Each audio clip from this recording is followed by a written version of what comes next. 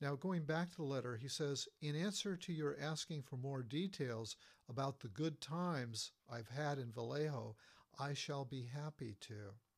And one of the things that struck me, aside from referring to these murders as good times and how callous and brutal that is, how depersonalized, distancing that is, I was struck by the construction of I shall be happy to, which to me has the ring of maybe somebody from the United Kingdom might say I shall, or somebody exposed to a lot of St. James biblical speech.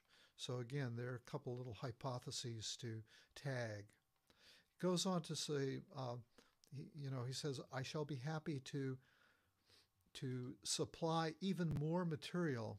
By the way, are the police having a good time with the code? If not, tell them to cheer up. When they do crack it, they will have me. So again, there's this sort of mocking that's going on. And we know that the cryptogram was cracked, but they weren't able to identify him from it. So was this just a tease to manipulate the press and the police, or are there still undiscovered clues in that message? He goes on to say, on the 4th of July, I did not open the car door. The window was rolled down already.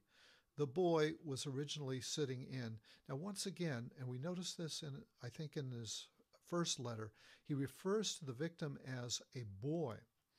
This gives us a clue that he's older than his victim, that he perceives himself to be an adult in relation to the victim.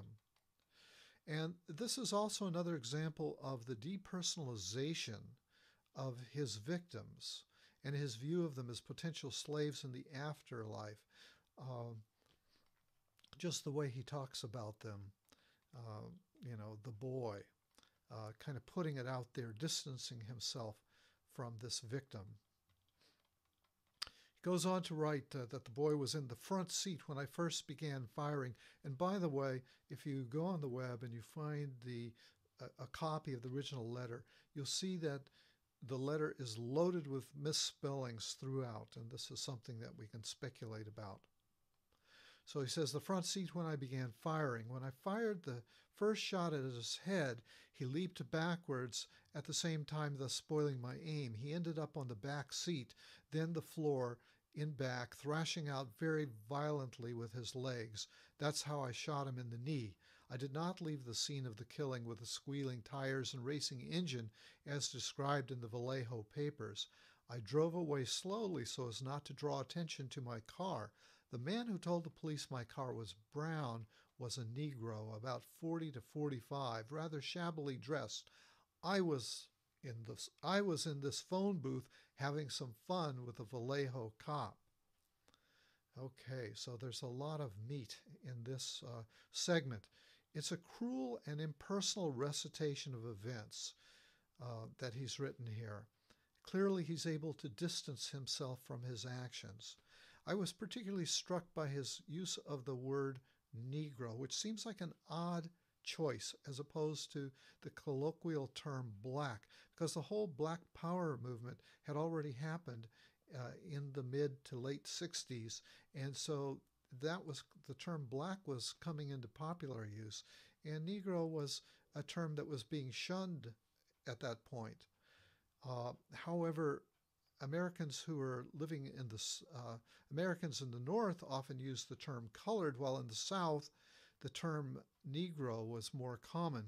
So does the use of this term support the theory that Zodiac was an older man, perhaps somebody who had origins in the South, or again, perhaps, I'm not sure what word was being used in Britain at that time. There have been some hints that there may have been some British origins. Also, another way of looking at this word Negro in the context of this letter is it could be seen as what's called a hyper-urbanism. In other words, an ostentatious show of vocabulary designed to support the writer's need to brag and to show off.